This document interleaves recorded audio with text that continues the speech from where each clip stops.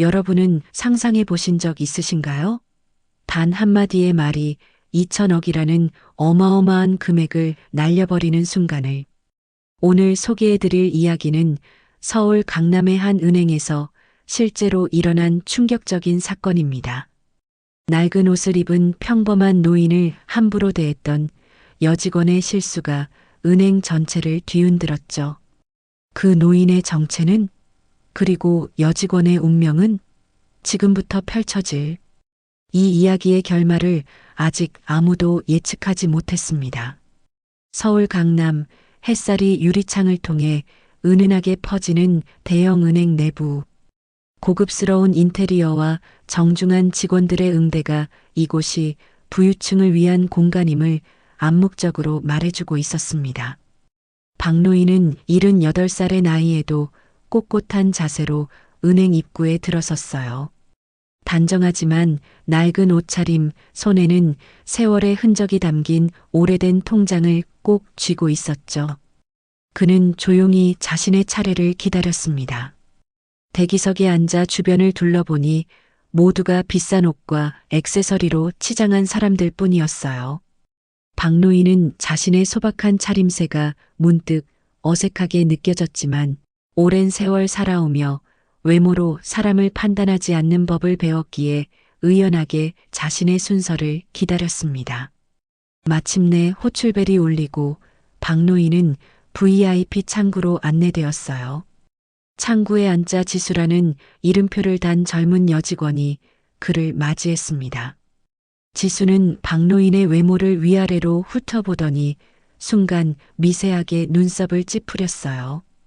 그 표정에는 이런 사람이 왜 여기에? 라는 의문이 역력했습니다. 무엇을 도와드릴까요? 지수의 목소리는 형식적인 친절함마저 담겨있지 않았어요. 박노인은 조심스레 말했습니다. 적금 만기라 확인 좀 하려고 합니다. 그 말을 들은 지수는 더욱 귀찮은 듯한 표정을 지었어요. 그녀는 잠시 컴퓨터 화면을 들여다보더니 갑자기 목소리를 높였습니다. 어르신, 여긴 VIP 고객 전용 창구입니다. 이런 차림으로 오시면 다른 고객분들도 불편해하세요. 밖에서 기다리시든가 일반 창구로 가세요. 그 말이 떨어지자 은행 안이 순식간에 쥐죽은 듯 조용해졌어요.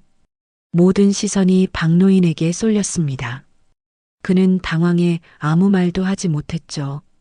얼굴이 붉게 달아오르는 것이 느껴졌습니다. 정말 이런 분은 왜 굳이 여기까지 오시는지. 지수는 혼잣말처럼 중얼거렸지만 조용한 은행 안에서는 그 말이 모두에게 들릴 만큼 선명했어요. 주변 고객들 사이에서 불편한 속삭임이 들리기 시작했습니다. 어휴, 너무 심하게 말하네. 그냥 조용히 안내하면 되지. 저건 좀. 박노인의 굵은 손가락이 통장을 꾹 움켜쥐었어요. 손등에 핏줄이 도드라졌지만 그는 단 한마디의 항변도 하지 않았습니다. 수십 년간 살아오며 쌓아온 자존심이 무너지는 순간이었죠. 고개를 숙인 채로 그는 천천히 자리에서 일어났습니다. 죄송합니다. 박노인의 목소리는 나직했지만 떨림이 없었어요. 평생 자신의 감정을 억누르며 살아온 사람의 담담함이 느껴졌습니다. 그가 돌아서는 뒷모습은 수치심으로 약간 구부정했지만 여전히 존엄이 느껴졌어요. 은행을 나서는 그의 뒷모습을 몇몇 고객들은 안타까운 표정으로 지켜봤습니다. 유리문이 닫히고 박노인의 모습은 거리의 인파 속으로 사라졌습니다. 지수는 잠시 불편한 기색을 보이더니 이내 다음 고객을 맞이했어요. 그녀의 머릿속에서 방금 전의 노인은 이미 잊혀진 존재였고 일상은 평소처럼 흘러갔습니다. 하지만 그날 저녁 지점장 김 부장은 VIP 창구에서 있었던 일을 전해 듣고 미간을 찌푸렸어요. 그 고객이 누군지 확인해 봤나? 김 부장의 질문에 지수는 어깨를 으쓱했습니다. 그냥 평범한 노인분이셨어요. 통장 하나 들고 오셨더라고요. 김 부장은 깊은 한숨을 내쉬었습니다. 고객은 모두 소중해. 다음부턴 좀 더 신경 써주길 바라네. 그날 밤 지수는 평소와 다름없이 귀가했고 내일 또 다른 하루가 시작될 것이라 생각했어요. 하지만 그녀는 자신의 한마디가 얼마나 큰 파장을 불러일으킬지 전혀 예상하지 못했습니다. 다음 날 아침 은행 본점 대회의실에는 무거운 공기가 감돌았어요.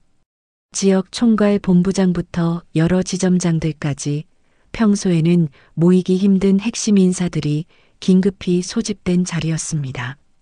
어제 오후 강남 지점에서 있었던 일에 대해 논의하겠습니다. 본부장의 목소리는 담담했지만 그 속에 담긴 긴장감은 숨길 수 없었죠. 회의실 스크린에 한 고객의 정보가 띄워졌습니다. 박오 고객, 총 자산 2017억 원. 박오 고객님이 오늘 아침 모든 계좌 자산 인출을 요청하셨습니다. 총 2017억 원입니다. 그 말이 떨어지자 회의실은 술렁이기 시작했어요. 임원들의 놀란 표정이 역력했습니다. 박오, 설마 어제 강남지점 그 할아버지인가요? 김 부장이 불안한 목소리로 물었습니다. 본부장은 무거운 표정으로 고개를 끄덕였어요. 네, 맞습니다. 어제 VIP 창구에서 부적절한 응대를 받은 그분이 맞아요. 김 부장은 머리를 감싸 쥐며 중얼거렸습니다. 큰일 났습니다. 강남 지점에서 무슨 일이 있었는지 자세히 설명해 주세요. 본부장의 말에 김 부장은 어제 있었던 일을 상세히 전달했어요. 박 회장님은 우리 은행 최고 자산가 중 한 분입니다. 겉모습은 소박하시지만 젊은 시절부터 부동산 투자로 엄청난 자산을 일구신 분이죠. 특히 요즘 개발 호재가 있는 지역의 토지를 상당히 보유하고 계셔서 자산 가치는 더 높아질 예정이었어요. 회의실이 다시 한번 술렁였습니다. 그런데 왜 그분을 알아보지 못했지? 다른 임원이 물었어요. 박 회장님은 평소 대중교통을 이용하시고 화려한 것을 멀리 하시는 분입니다. 특히 은행 방문 시 절대 신분을 밝히지 말라고 직원들에게 당부하셨죠. 진정한 서비스를 경험하고 싶으셨던 것 같습니다. 본부장은 테이블을 손으로 짚으며 말했어요. 우리는 지금 최악의 상황을 맞이했습니다. 2천억이 넘는 자금이 한순간에 빠져나가는 것도 문제지만 박 회장님의 영향력을 고려하면 이 사건이 언론에 알려질 경우 우리 은행의 이미지에 치명적인 타격을 입을 수 있습니다. 박 회장님을 어떻게든 찾아뵙고 설득해야 합니다. 본부장의 단호한 목소리가 회의실에 울려 퍼졌어요. 즉시 특별 태스크포스가 꾸려졌습니다. 그들의 임무는 단 하나, 박 회장을 찾아 사과하고 은행으로 돌아오도록 설득하는 것이었죠. 하지만 쉽지 않은 일이었습니다. 박 회장은 이미 연락이 두절된 상태였어요. 태스크포스 팀은 과거 상담 기록을 샅샅이 뒤지기 시작했습니다. 박 회장의 거래 패턴, 방문 이력, 직원들과의 대화 내용까지 모든 정보를 분석했어요. 그런데 놀라운 사실이 밝혀졌습니다. 박 회장님은 지난 30년간 우리 은행만 이용하셨습니다. 심지어 한 번도 다른 지점으로 옮기신 적이 없으세요. 데이터 분석가가 말했어요.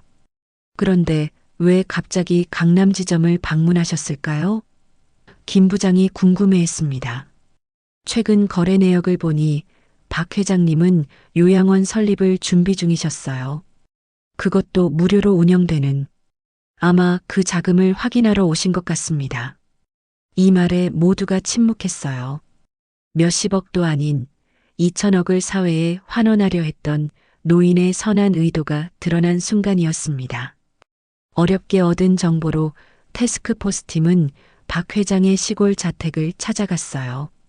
강원도의 한적한 마을, 화려한 저택이 아닌 소박한 한옥이 그들을 맞이했습니다.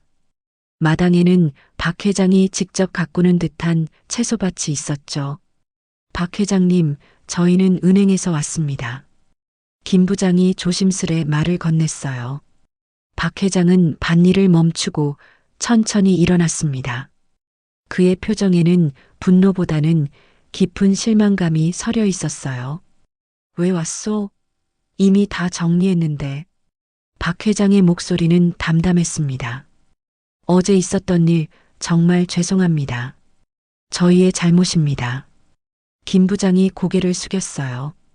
박 회장은 잠시 그들을 바라보더니 입을 열었습니다.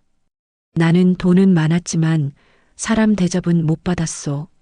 그런데다 내 돈 맡기고 싶진 않소. 강남 지점으로 돌아온 김 부장의 표정은 어둡기 그지없었어요.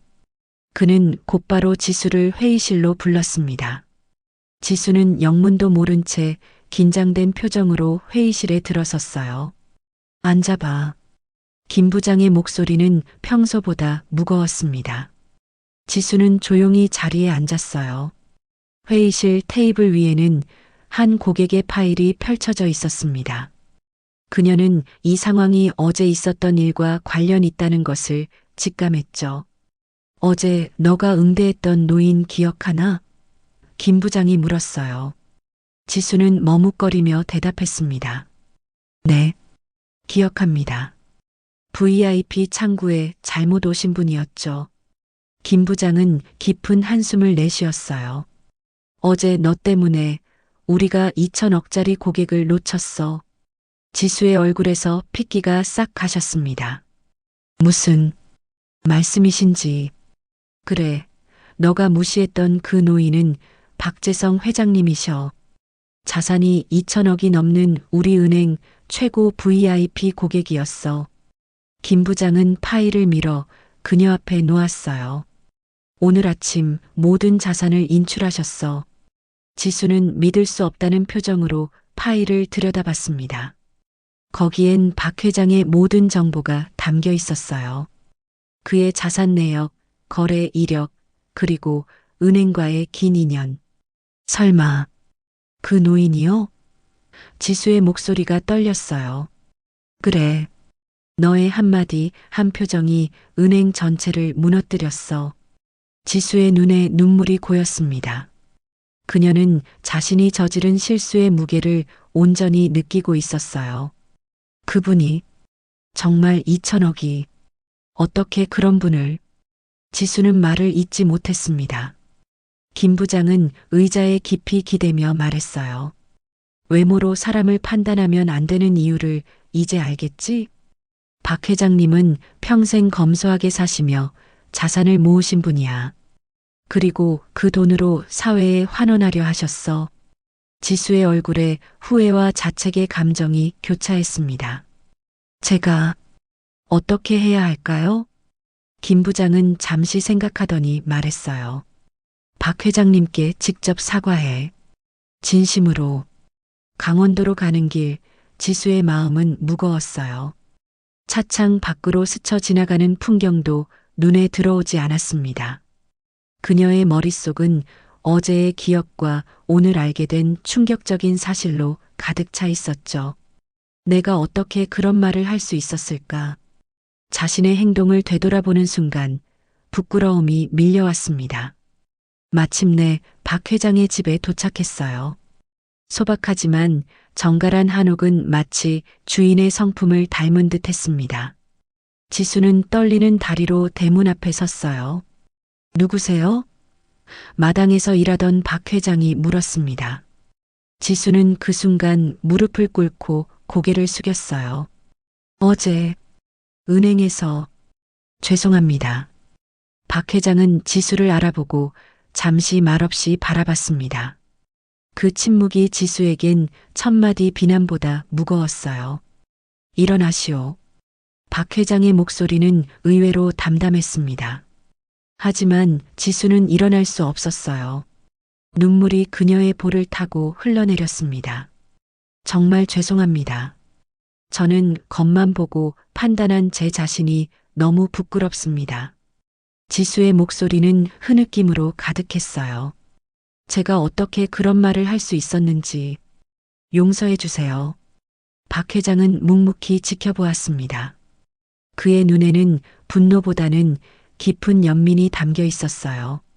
지수는 계속해서 눈물을 흘렸습니다. 그것은 단순한 직장에서의 실수에 대한 후회를 넘어 인간으로서 다른 사람에게 상처를 준 것에 대한 진심 어린 참회였어요. 저는 제가 무슨 말을 해야 할지 모르겠습니다. 그저 정말 죄송하다는 말밖에. 지수의 말은 흐느낌 속에 묻혔습니다. 박 회장은 천천히 다가와 그녀의 어깨에 손을 얹었어요. 그 손길은 따뜻했습니다. 일어나시오. 박 회장이 다시 말했습니다. 이번에는 더 부드러운 목소리였어요. 지수는 천천히 고개를 들었습니다. 눈물로 얼룩진 그녀의 얼굴에는 진심 어린 후회가 담겨 있었어요. 박 회장은 조용히 지수를 일으켜 세우며 말했습니다. 사람은 누구나 실수하오. 하지만 사람을 짓밟는 말은 오래 남소. 지수는 여전히 흐느끼며 고개를 숙였어요. 정말 죄송합니다. 밖에서 얘기하기 불편하니 안으로 들어가지. 박 회장은 그녀를 집 안으로 안내했습니다. 소박한 거실에 앉아 박 회장은 차를 내왔어요. 지수는 자신이 이런 대접을 받을 자격이 없다고 느꼈지만 거절할 수도 없었습니다. 내가 화를 내야 할 것 같소? 박 회장이 물었어요. 네, 당연합니다. 제가 너무 무례했어요. 지수가 대답했습니다. 박 회장은 미소 지었어요. 젊은이, 내가 평생 돈을 모은 이유가 뭔지 아시오? 지수는 고개를 저었습니다. 나는 가난한 집안에서 태어났소. 아버지는 일찍 돌아가셨고 어머니는 병으로 고생하셨지. 주변 사람들은 우리를 무시했고 나는 그때 결심했소. 나도 언젠가는 인정받는 사람이 되겠다고. 박 회장의 목소리에는 오랜 세월의 무게가 담겨 있었습니다. 열심히 일했고 운도 따랐소. 하지만 성공한 후에도 그 시절의 기억은 잊지 않았소. 돈이 많다고 사람의 가치가 달라지는 건 아니니까.